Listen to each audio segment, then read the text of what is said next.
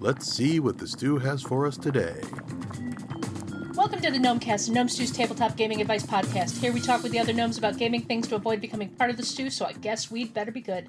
This episode is brought to you by our awesome Patreon backers like the bombastic Block Party Podcast Network, the fantastic Fabrice Boulakia, and the majestic Matthew Arbo. Today we have myself, Ange, along with Chuck and JT, and today we're going to talk about terrain, both the physical stuff you make for games and how to zhuzh up your set pieces, even in theater of the mind. Before we dive into that main topic, though, I'm going to ask our Get to Know a Gnome question. What is one of your favorite kinds of settings to use in a game? JT, I'm going to start with you. All right. So for me, it's cities, big cities specifically. Like I'm thinking Lankmar and Waterdeep and things along those lines. I like those, particularly Waterdeep and Lankmar, because there's a lot of detail, but there's empty space inside the city that is not detailed where you can slide your game into. The Monty Cook product, Tolis, the big giant book of the city, Tolis, I didn't like that because he had every nook and cranny detailed, which meant there was no room for your freedom of expression. You had to, if you didn't do it his way, you were quote unquote doing it wrong, which is not a good outlook anyway. But yeah, big cities. That's my favorite setting. Very cool. Chuck, how about you?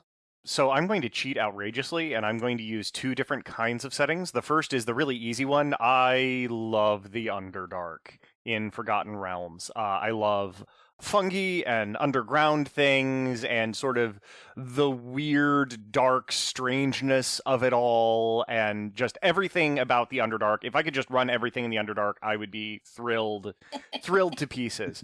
Secondarily, I actually really like real-world modern settings. And to the degree that it's possible to have both of them, that's awesome. And not until this exact instant did I realize that I really need to run a modern game where people discover that there is actually an Underdark on Earth. Ooh. Like, I need to make that happen, like, immediately. I just realized that needs to happen. Yeah, that absolutely needs to happen. Yeah. Yeah, what about you, Ange? If we're talking modern settings, I love amusement parks. Ooh, Amusement parks and fairs, they can be such great settings for a game because you've got so much going on, such a variety of the people that are there, and you can easily just feed in whatever type of, like, if it's a horror game, it's easy to do a creep factor in an amusement park or a fair or a carnival, that type of thing. If it's a superhero game, you've got so many innocents to put in danger. I mean, it's just, they're wonderful. And I have to actually be careful not to overuse them. Oh, yeah, no doubt. Yeah. I also have that problem, so. Yeah, in a fantasy game, I don't know that I have a specific type of setting, but I very much enjoy digging into and creating, I like making sure the dungeon makes sense. What is the ecology of this dungeon? Why are these things here? What is, even if it's not anything the players actually pick up on or grasp, as long as I understand that this setting, why this makes sense. Like, I created this, temple in the mountains in Eberron that was basically a lost temple of the Goblin Empire, and filled it with all this, these statues and iconography of the old Goblin Empire, which treated the Goblin races as, they were the preeminent people of the continent. So you had goblins standing there, regally, which is nice. Like not anything like. Most of the PCs were used to goblins as, they're the people that live in the cogs in Sharn. They weren't used to them being, like, noble people and, like, putting that in that dungeon and then figuring out why this temple was abandoned. Because basically a demon had showed up to eat the Goblin King and got locked into the temple, and the temple was abandoned because of it, and, all this other stuff. Anyway, that's me and that. Yeah, if I can digress a little bit, I think that's a really interesting point. not necessarily relevant to our main topic. Sorry, Rob and listeners. But RPGs are a whole bunch of games. It's not RPGs are not one game. They're a half dozen games clumsily stuffed into a trench coat pretending to be an adult. And and everybody's going to have fun with different games within that. And clearly one of the fun games for you is that world building, and that's true of a lot of people. Yeah. So yeah, that's absolutely true. Another fun game that people like to play that is ancillary to RPGs is Terrain. Ah. Yes. Segue. Segue. Nicely done. Thank you. As our readers and listeners might have noticed, Chuck has written a couple of articles recently about his dive into the terrain pool, and so we thought that would be a good topic to discuss. Tell us about your terrain, Chuck.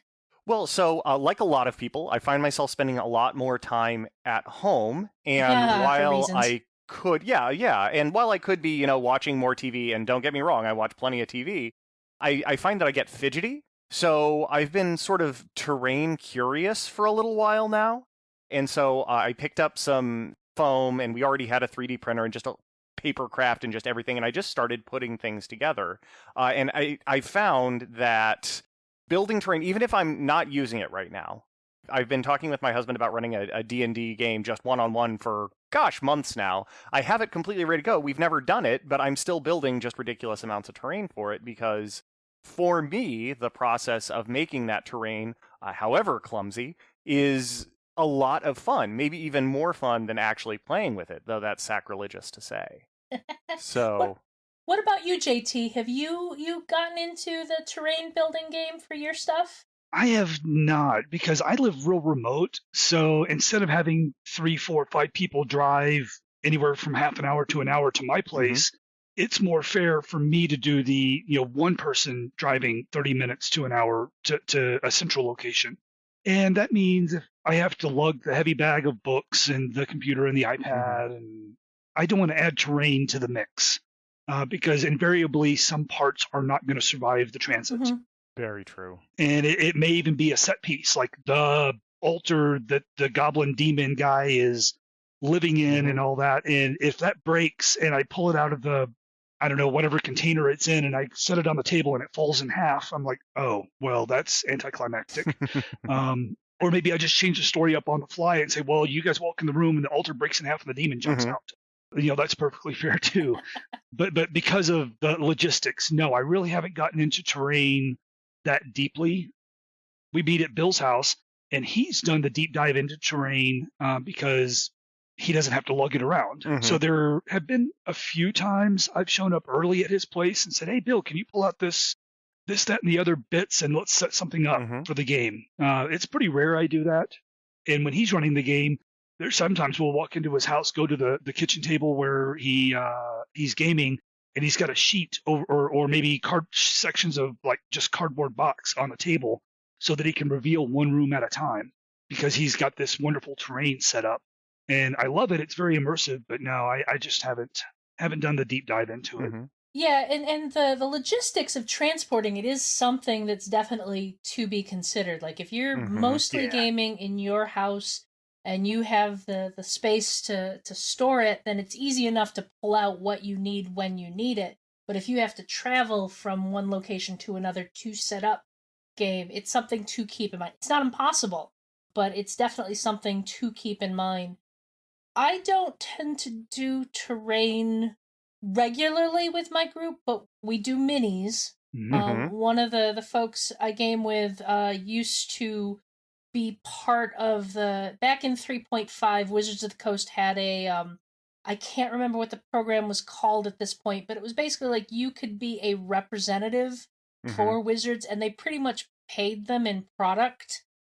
So basically you would earn points running Wizards events at cons or at game stores, and and they would send you the products to demo, which were yours to keep afterwards, and then you earned points and could get a whole bunch of stuff. And as a result, he has so many of the D&D minis that they made for, back in the 3.5 era.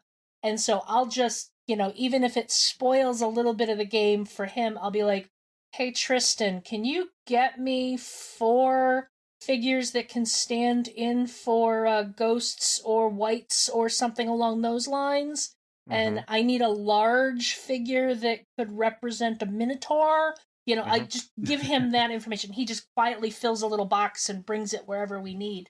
I've also done the I'm actually staring at it right now. My PCs had to take a journey by boat.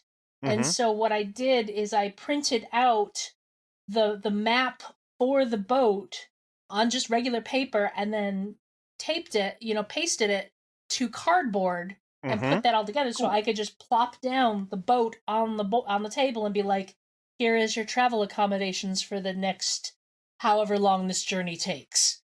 Nice. And even doing something a little like that can really help kind of bring the setting to life. And I think let's get into that part of the topic, because that's what terrain is for. It's bringing the setting to life for the players.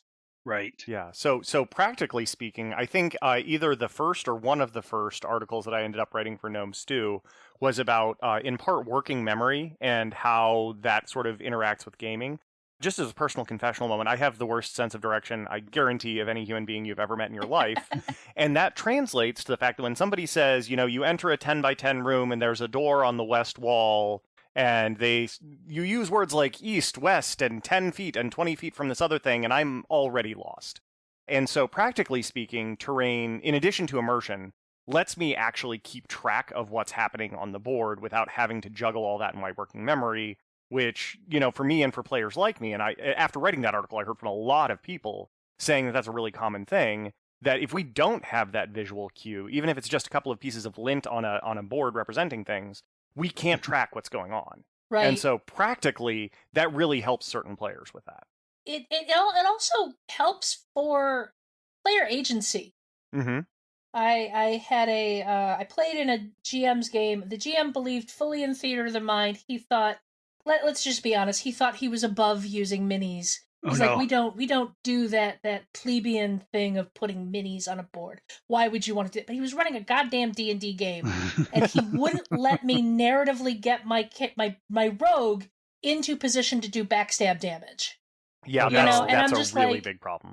If I had this on a board in front of me, I could show you how I'm in flanking position. I can stab this guy. And he's like, no, you can't do that. And I'm just like, he wouldn't allow me to have that moment for my character to shine because he wouldn't take the time to make this more visually real for the rest of the players at the table. Right. And I mean, I really don't want to speak too ill of theater of the mind.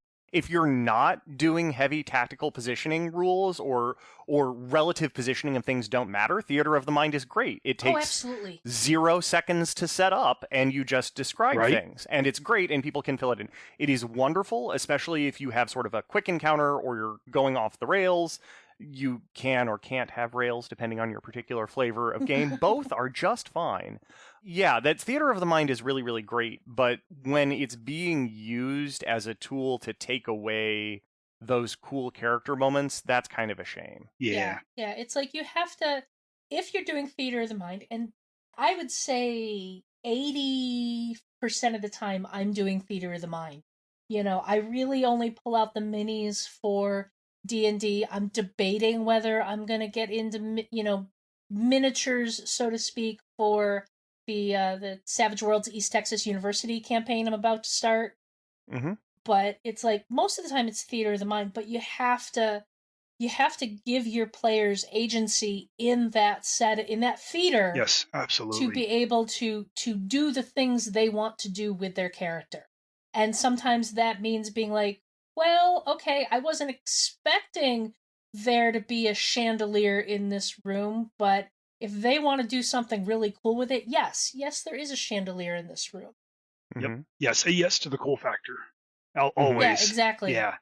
Yeah. So I'm kind of middle ground in that, for players like Chuck, I will draw out the physical structures, the walls, the doors, the corridors, the pits, the stairs, all that good stuff. That all gets drawn on a battle map that's on the table. Bless you.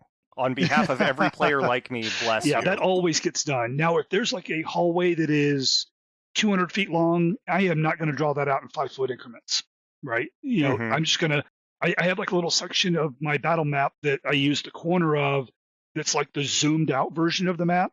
And I'll just draw straight lines and write like 100 next to it or 200 next to it and tell the players, okay, this section of the dungeon is 200 feet away from that section of the dungeon. So we have the zoomed in where I'm drawing it in 5-foot square or 1-inch squares are equal to 5 feet. So, miniature scale. And then I have the zoomed out like high level overview in one corner of the battle map that's just a whole bunch of blobs and straight lines that indicate rooms and hallways for the because I have one player that can't piece together individual chunks of 5-foot by 5-foot to get a bigger view. He just can't visualize that, can't conceptualize that. So I give him the map, the little zoomed out view for him. And then the zoomed in view is for where's your dude standing? Nice. Are you standing under the chandelier? Are you standing next to the door? Do you have flank, right? Well, yes or no. It's very clear, yes or no, based on where the minis are at. I don't do minis for my monsters, though. Again, it's a logistical. I don't want to drag the 3 bags of minis that I have around, and then dig through them and get them all out. I mean, that's like well, right now I'm doing Undermountain, underwater deep. So we're just about to hit the second level of the dungeon. And honestly, I don't really read ahead all that far. I kind of do things on the fly. So my prep is very minimal. So I don't know what's coming up too much before the players do.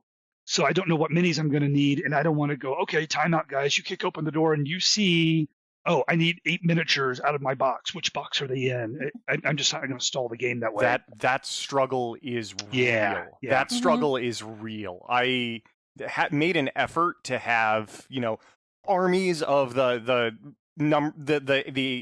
enemies that you tend to have a bunch of. So I think I have like 13 goblins. And I mean, you have a few sets of those, and that becomes, no matter how organized you are, that becomes a struggle to work through. And you can set them aside, and you can have just like a little plate or something that has like, okay, well, here's this goblin encounter. But then, you have a few of those, and you have this massive setup behind you. It's basically a menu of what your players are going to face. As a slight tangent, as I mentioned, my friend used to be part of that program WotC had to promo their stuff, and as a result, he got a giant bag of minis to hand out as promos. Cool. As a result, whenever I need a group of goons or, minions, they're generally Admiral Akbars. 'Cause I have like 6 Admiral Akbars, so if I have 6 of the same kind of bad guy, I can just be like, okay, the Akbars are this type of person. These are the thugs, the henchmen, the whatever. And back in the day, when we was playing with a different friend, he had about 10 red ninjas from those same mini series. So it's like, it's okay to have, just a generic figure that you use to represent the minions. You only need to put in your effort for the big bad or the unique scary monster that you wanna throw out. Yeah, what I use is dry erase chits. I have 1-inch ones, a 2-inch diameter, and a 2-inch square that I bought. Gosh, I think I just got it on Amazon. It was like a whole big collection of them. So I've got dozens and dozens of these things, and I just whip out the fine point dry erase marker and write, G1 for Goblin 2 and G2 for Goblin 2 and so on and so forth. And And if it's a big bad, I might try to. I am not an artist. I'm so not an artist. But I'll do a quick little sketch of their face that is just a horrific caricature of them, and drop that on the table so the players know when it's not just a letter and a number, it's somebody special. As a matter of fact, I think Jared did a review of a Kickstarter that ended a couple of weeks ago, maybe a week ago, for dry erase little squishy rubber plastic things.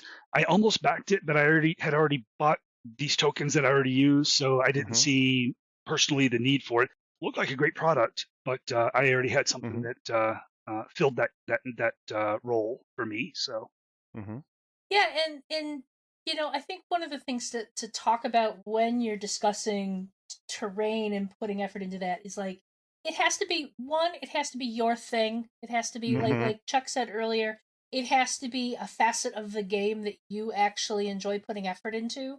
Um I know a couple of folks who run for Savage Worlds. They're part of the Western New York Savage Worlds group.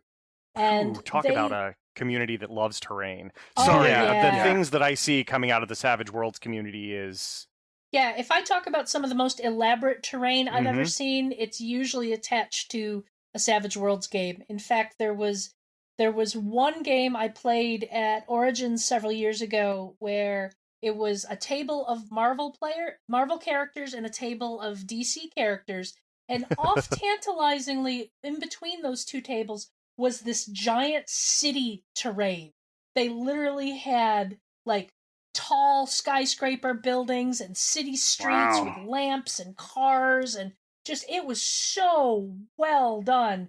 And the whole thing was we played at our separate tables until we reached the climax of the game, and our universes merged as Ultron and Brainiac's plan came together and merged the two worlds, and we fought each other for a little bit before realizing who the true evil was, and then we got to play in that mini terrain, and that was fantastic. Oh, that's awesome. Can we talk for just a second about how the just sheer childlike joy of playing with terrain is so reminiscent of a level of imaginative play that you just don't have access to most of the time. And I mean, this generation, broadly speaking, people who are adults right now are a generation, really gets a lot of criticism for being on a more or less continuous nostalgia trip, which is not unique to us, by the way. No, not at all. Whatever. But so what? It's great and it's fun and it's enjoyment. And it's something that you don't have access to usually unless you have that real tactile, physical connection to the game. Mm-hmm. Agreed. Yeah, absolutely. But it's like that's something they enjoy putting their time into. Mm-hmm. If that is not something you enjoy putting your time into, don't. Right. You know, you can zhuzh up your settings and your set pieces for your games with theater of the mind by just doing a little digging into your own research and understanding of what the setting is supposed to be without having to create a physical object for your players. And there is a middle ground for it. Mm-hmm. So again, like I said, I use the battle map for drawing the rooms and the doors and all that.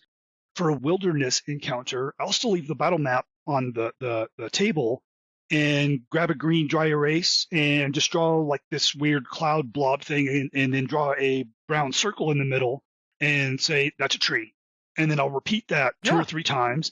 I don't need this majestic paper mache tree that somebody's going to bump with their elbow and knock over. I can just draw this blob. And that you have to store. And that you have to store and transport and all that. Yeah. And I love it when people go to the lengths and effort and enjoyment to create those paper mache trees. Mm-hmm. That's not me. My trees are green blobs with a brown circle in the middle. And I'll draw 2 or 3 of those, and I'll grab a darker brown and draw a couple of other blobs. And okay, guys, those are boulders. Mm-hmm. The giants are standing over here under this tree. You're coming from this direction. Roll initiative. Let's go. Mm-hmm. And so that's kind of my middle ground. And also that is the full extent of my artistic ability is drawing green and brown blobs. And that's honestly more than enough. Anything, like, RPGs are so weird in that anything that you add has this like magical alchemical transformation into being so much cooler than it would be by itself. Yeah, your imagination's a force multiplier there. Yeah. Oh yeah, absolutely. Absolutely. So to go back to an earlier point, sort of, Ange, you were saying that you have to enjoy the process of kind of building it for it to be worthwhile for you. Something that I find myself returning to a lot is that building terrain is not a hobby for people who want to have terrain. Buying terrain is a hobby for people who want to have terrain. Building terrain is a hobby for people who enjoy building terrain. You have to actually enjoy the process and that feeling of satisfaction at the end of it to get anything out of it. Otherwise, it's just an exercise in frustration. But on the same token, you can't really know if you'll enjoy it until you try it at least once. Fair enough. Exactly. That's a great distinction. So recently, I saw a video from Variety which was basically talking with Joe Manganiello and his gamers, basically the people in Hollywood that are part of his game group. And now I know the story of his gamer nerdiness, because there's this whole story of he and his wife, Sofia Vergara, bought a house, and there's this room in the house with these beautiful wood doors and these curved brick ceilings, and she's like, I think I'll make this my Pilates studio. And he's like, no. I need this room. I need this room. I'll build you a Pilates studio somewhere else, but I need this room. And that became his game room that he is outfitted. He has like a mounted mind flayer on the wall, head of a mind flayer on the wall. He's got this giant table with these massive chairs, and if you had money as a gamer, this is what you would build as your game room. But one of the things in this video that I found interesting is they showed his terrain. And as Chuck said, if you want to use terrain, you can buy terrain, and when you have that kind of money, that's the kind of terrain you buy. Because it was just magnificent. I mean, just watch the video for the setup. The glimpses of the game in progress with all the terrain. So beautiful. Like, obviously immediately pulls the players into this is gonna be good. And just to talk a little bit about doing Theater of the Mind and your set pieces and all of that, I highly recommend. I'm a little bit spoiled. I work for a company that does aerial imaging, so I get to look at the country. I get to look at backyards. I get to look at special places, and I see all the different places that are out there. And, these are constant fodder for game ideas. And like, what if I set a game in something like that? So, Ange, I'm just going to stop you right there. It is a crime against Gnome Stew that you have not written an article based on this. Agreed. Game locations I discovered by looking at people's backyards. There, I wrote your title for you. I need it. Yeah, that's actually a really good idea. But what I was going to say is, like, you also have access to all of this on Google Earth. Yep.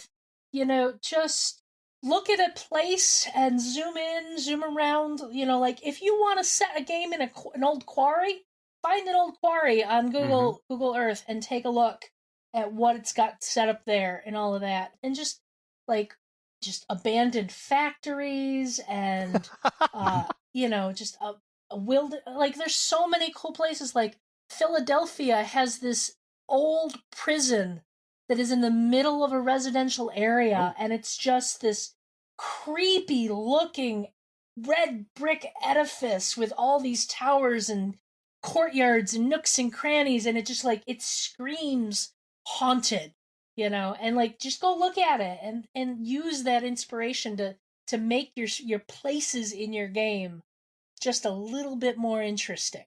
So, Ange, are you going to, like, drop Google Earth coordinates for that Philadelphia location in the notes for this? I will definitely try and find that for folks. That'd be cool. Yeah, that would be awesome.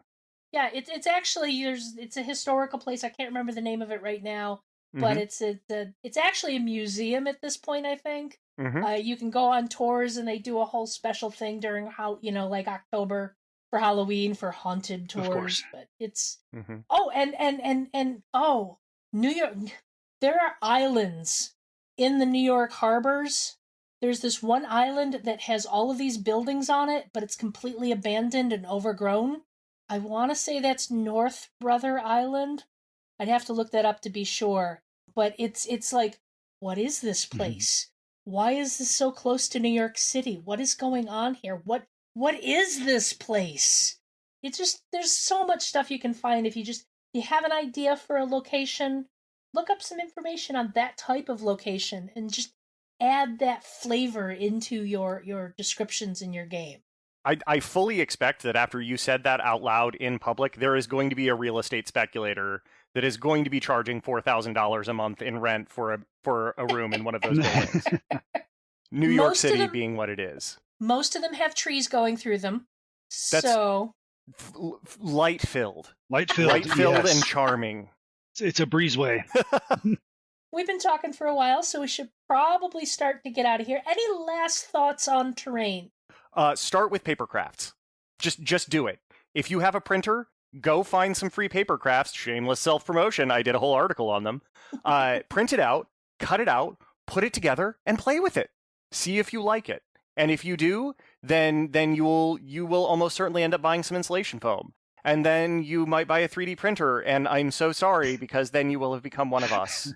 Oh, slight rant about 3D printers. One of my gamers bought a really, really nice 3D printer, and he started doing some test runs of minis on it, and they are absolutely fantastic.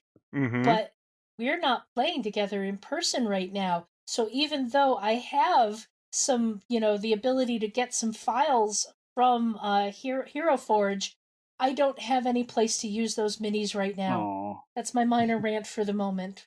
I feel that pain intensely. JT, any last words? No, not really. I think Chuck covered it great right there. Start small and build your way up. Yeah. Yep. And even if you can't build the actual physical thing to put on the table, zhuzh up your actual stuff you're describing to your players. Oh, absolutely. Yep. So, let's get into the outro.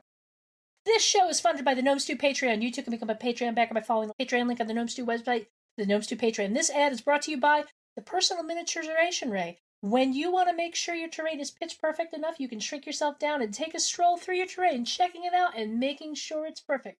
PMR Incorporated takes no responsibility for the loss of your return to the full-size button, and if you need to take up residence in your cupboard, or if your cat tries to eat you. If you've been enjoying the Gnomecast, you'll probably like many of the other Misdirected Mark shows. Here's one to check out. Misdirected Mark. Join the Misdirected Mark crew as they go live every Tuesday evening at 8 Eastern to break down and get inside games, game mastering, playing games, and game design in an effort to entertain and inform you. You can find all of us at gnomestew.com, at gnomestew on Twitter, and gnomestew on Facebook. Chuck, where else can we find you on the internet? Well, when the moon is in the 7th house and Jupiter aligns with Mars, my Twitter is unprotected at Innocuous Chuck. JT!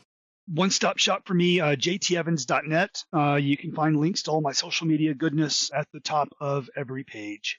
And you can find me at Orikes13 on Twitter and Instagram. That's ORIKES13. Though I will warn you, Instagram is mostly just pictures of my cats. Still gonna follow you. I can't believe I haven't done that yet. You'll find a lot of pictures of my cats. Nothing wrong with that. So, do you guys think we avoided the stew this week? If not, we can try to make one. Haha, exactly. Gnomecast is hosted by Misdirected Mark Productions, the media arm of Encoded Designs. Misdirected Mark. Join the Misdirected... Blah, blah, blah. Sorry, Rob.